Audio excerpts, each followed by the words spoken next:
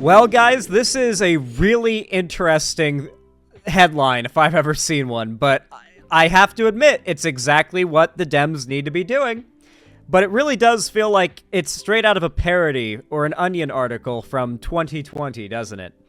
Kamala Harris is courting gamers using Fortnite in the last week of the U.S. presidential campaign. Now, to be very clear, this is nothing new. Donald Trump started the trend of courting gamers in politics about, God, it's about over 8 years ago now. You see, what's his name?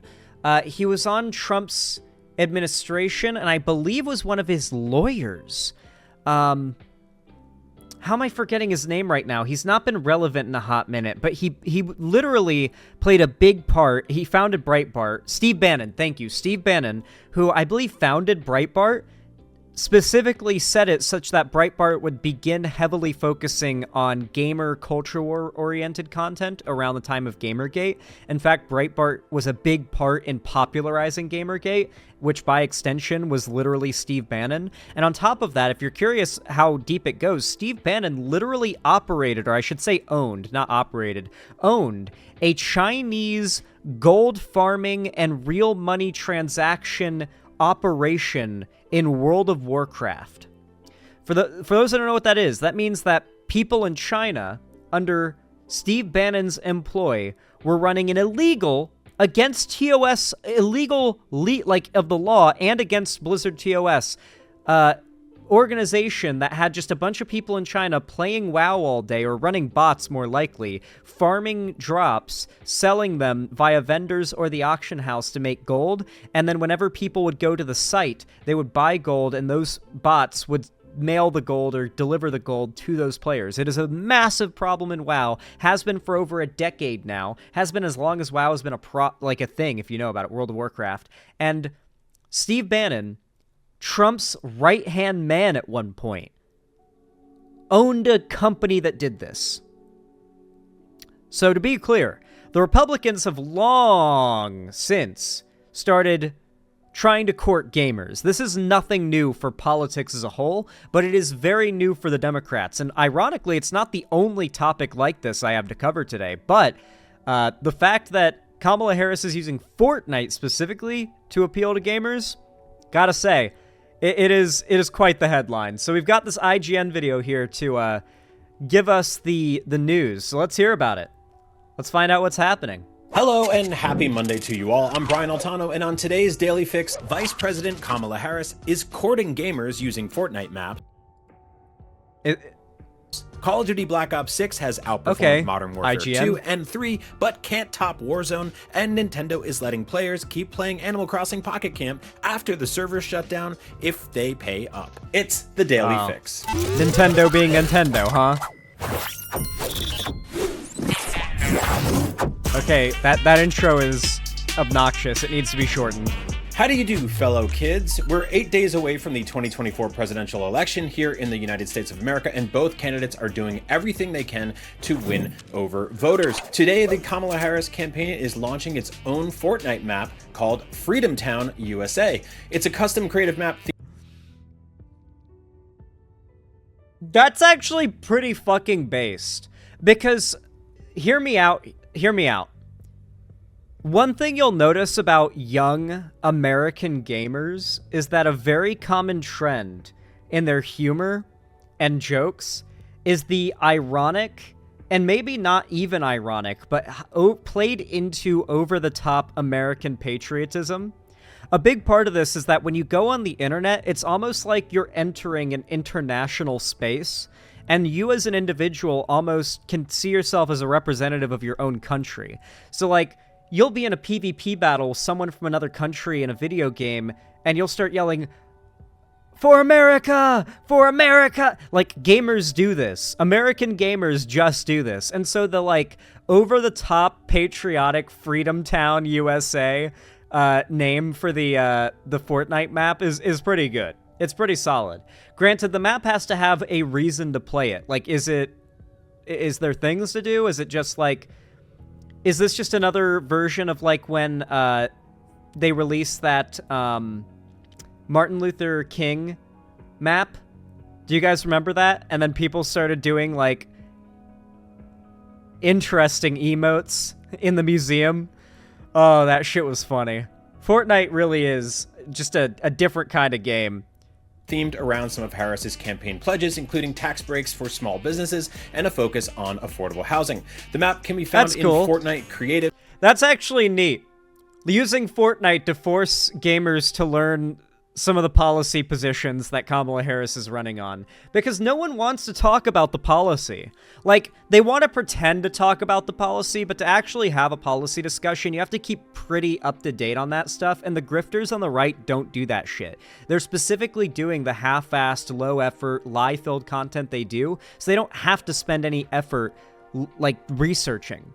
So they don't really want to have conversations about policy, so they can't even attack Kamala Harris's policy. They can make up fake policies, they can come up with conspiracy theories, but really it's all just culture war. So giving a platform that's accessible for people to see what policies Kamala is actually running on, pretty valuable.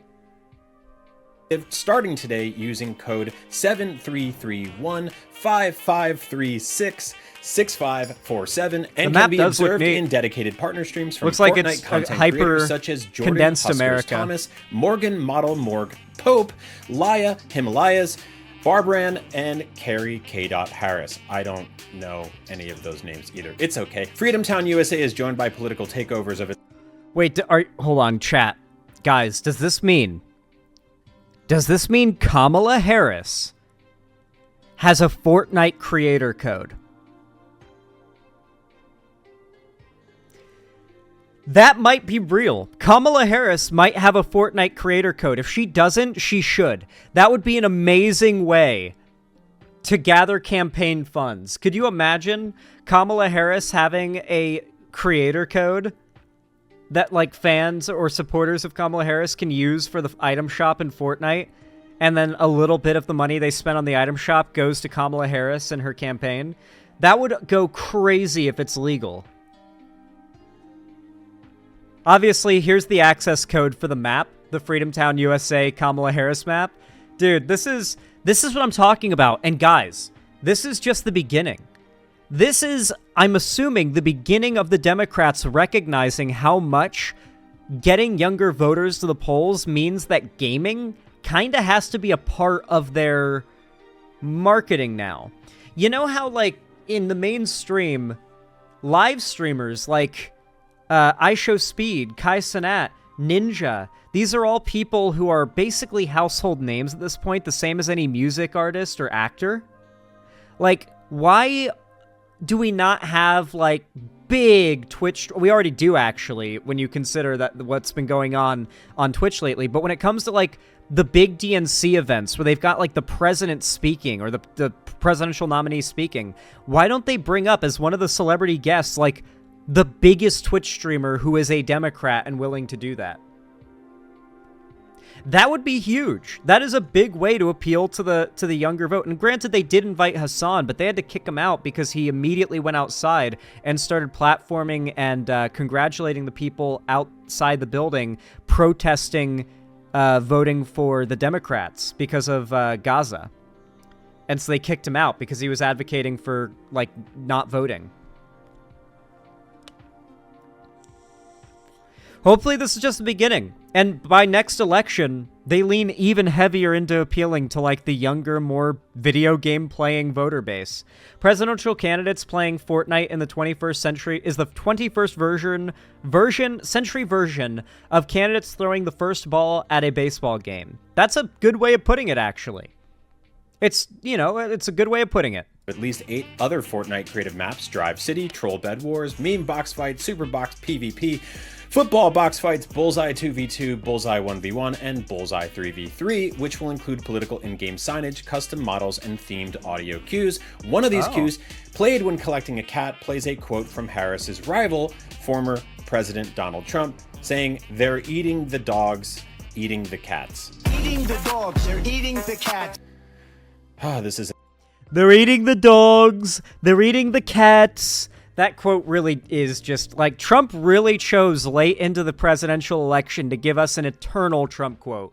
Like, that one is getting quoted forever. That's up there with a small loan of $1 million, Bigley, and, like, grab her by the pussy. That quote, they're eating the dogs, they're eating the cats, that's a forever Trump quote. That's never going anywhere. Like, we're never letting that one go, I hope. An exhausting election cycle. This move comes as a part of a recent, much broader appeal made by the Harris campaign to reach young male voters through video games. Other recent efforts include and that is a really important aspect there. Oh, the cast of The Boys, cool. That is a really important aspect, by the way. Young male voters. Something that is important to point to is the data that currently shows that while young Gen Z women are essentially in every metric becoming more progressive, notably less religious, like leaving the church, although there's still the same amount of spiritual. It's just being replaced with different types of spirituality, but less religious in the traditional sense, particularly less Christian, less conservative, generally pro-choice. And on top of all of that, not only are Gen Z women far more progressive than previous generations of women, but on top of that, they're far less tolerant, and I mean far less tolerant of anyone else that does not hold compatible political beliefs, notably men. Gen Z women have very low tolerance for conservative men. And Gen Z men are increasingly, not at an insane rate, but at a definitely worrying rate, getting more conservative, but not like OG sort of like tradcon conservative. It's more of a radical, anti-Semitic, white nationalist conservative. And the same goes for the women, who are actually not just becoming liberal, they're becoming full-on socialists. So you are seeing a radical diversion where young men are going to white nationalism and young women are going to, like, communism or socialism, right? And, of course, this is just feeding into that barrier. And because of that, the Democrats recognize that of the younger voter base, it's not actually young women that need to be appealed to super hard. That vote is practically in the bag. Young men, on the other hand, are going to have to be fought for by the Dems if they want to wrangle them from the clutches of the Republicans. Geeks and Nerds for Harris fundraiser, a weekend Twitch stream where vice presidential candidate We're going to talk about this Tim later. Walz played Madden NFL and Crazy Taxi with Representative Alexandria Ocasio-Cortez and a number of We're talking about that in a whole across different mobile segment. games, sports betting platforms, and YouTube channels. While the Trump campaign has not made a similar targeted push to gamer audiences, the former president has commented on video games before. During his tenure in the White House, I remember this quote because it was one of my earliest political videos. Donald Trump blamed a mass shooting on video games and even slightly suggested we should restrict or ban them. Donald Trump literally jumped on the ban video games to prevent violence bandwagon for a moment. That was the thing he did, like a few years back. God, it would be 5 years ago by now. President Trump blamed violent video games for Yep, a there you shooting go. at Marjorie Stoneman Douglas High School in Yep. Parkland, Florida, saying that such games were shaping young people's thoughts and publishing a reel of violent video games that included clips from Call of Duty Modern Warfare 2, Wolfenstein. For those who don't know, this is like really OG political discourse in America, where it goes back decades, but the most prominent of what I remember, what I can really tell you guys about, is the Jack Thompson era. He was a Floridian lawyer who had a very big bone to pick with violent video games, and generally how easy they were to be obtained by youth. Like, it was pretty easy for like a 9-year-old to go into a GameStop and pick up a rated M game, and the employees would be like, keep it our little secret, you know? Which is probably fine and not the biggest issue people need to be fighting against, but what really, the reason why there was such a political bent in it, because while there were people like Hillary Clinton saying that violence in video, I believe the Hillary Clinton quote was, violence in video games, much like lead in drinking water, is poisoning the minds of young children towards criminality and needs to be banned. I believe that was the Hillary Clinton quote, like in the 90s, to be fair, but it was a cringe quote, right? But besides those very few exceptions, for the most part, it was Republicans, like old, rich, white men Republicans in government that wanted to ban video games and were claiming it was violent. But they weren't doing this unprompted. Yes, there was always the satanic panic aspect where conservatives fear and demonize anything new and popular, and video games were relatively new and popular and scarily large in their growth at the time for people who were scared of new things. For the Republicans, there were a lot of... They needed a scapegoat. When a mass shooting happened, it is really hard to just say thoughts and prayers, let's not do anything about these dead children. It's really hard to say that. It's really hard to divert the conversation away from gun legislation and trying to acknowledge the socioeconomic issues that lead to violent crime like this. They don't want to do it. So instead they come up with a scapegoat. And that scapegoat for decades was video games, violent video games. And in the early 2000s, that was when it was like at its peak, and then it just pittered off very quickly. But the Republicans really wanted to blame mass shootings on violent video games to scapegoat them out instead of like actually acknowledging the issue. And Trump was trying to talk from that same 2005 playbook, and it did not go well. Even among like gamers were calling out Trump back then. It was not a good move on his part. Dead by Daylight, Sniper Elite, and Fallout 4.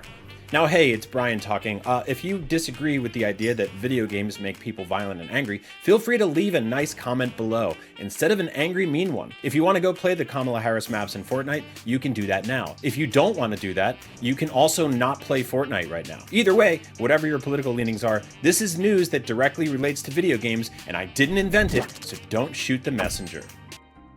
He's still going to get a bunch of shit for reporting on this, obviously, because, you know, they're going to reply with something like, well, why didn't you report on Donald Trump going on Joe Rogan? Even though it's not related to games at all. I don't know. Or they're going to, like, argue, why didn't you report on this Donald Trump fan game? You're so biased.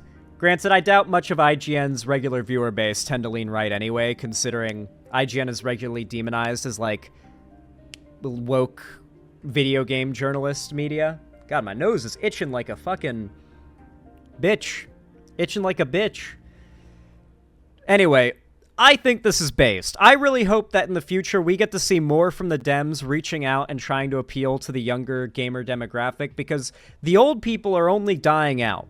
It's only more young people who are into this kind of stuff entering the, like, electorate, right? So, presumably, this is just the start of the trend. Like, the only issue is, and this is kind of a problem, okay, I actually, I learned about this the other day.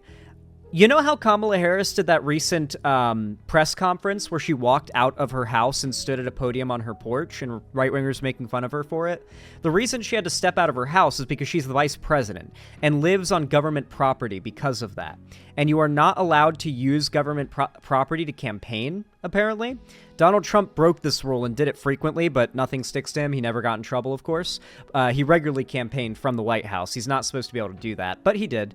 And that's why Kamala Harris had to step out on her deck. And it's also why Tim Walz and AOC, I'm pretty sure if they want to stream on Twitch to do this campaigning stuff, they can't do it from their own homes, nor from their own offices. They have to, like, rent a public space in order to do that. I'm pretty sure that's what they did as well. And that's what is necessary in order to campaign in that way, if you're going to be speaking personally as a elected representative. Xander Hall, some leftists are upset about the Kamala/Walz Fortnite map. Yeah, they're anti-electoralist lefties. They're basically just components of fascism. Even if they don't agree with it, they're components of fascism. Their opinions don't matter. They're helping Trump win. Wouldn't Tim Walz, if Harris gets elected, be the poorest vice president? Maybe, but you have to adjust for inflation, so who knows. Anyway, guys, if you enjoyed this segment, found it entertaining, enjoyable, or even educational, then please consider leaving a like, no matter when, where, or what you're watching. Even if you're watching this as a VOD after the fact, but especially if you're watching this live. Every thumbs up goes a long way to boost my channel and the algorithm in real time to new people and grow my content, grow my channel. It really does help a ton. So thank you to everybody who goes out of their way to take a second to hit that thumbs up. Same to everybody who comments on all my videos. It really does mean a lot when you like and comment. As for everybody who has not already, please consider subscribing and ringing the bell icon to turn on all notifications so YouTube actually tells you when I go live or upload a new video, because believe me, if you don't, they won't. And of course, if you haven't already, consider following my social medias, especially joining my fan Discord, linked down below in the description. It is completely free to join, and it's the main hub of my community and fan base. I announce all my new upload streams and new videos there, so if you don't want to miss anything, make sure you are in there. I also I also host game events, call-in streams, and watch parties there, or watch parties there at least once a week. So make sure you're part of that if you don't want to miss any community events that are like personally hosted by me. And of course, finally, if you feel like it and you can afford it, please consider donating, subscribing, or gifting a sub on my website, xanderhall.com/live, or supporting me financially through YouTube, Twitch, Streamlabs, Stream Elements, Patreon, or buying merch at the Streamlabs link down below. But regardless of how you support me, even if it is not donating, I really do appreciate it. Thank you so much for watching, and as always, have a good one.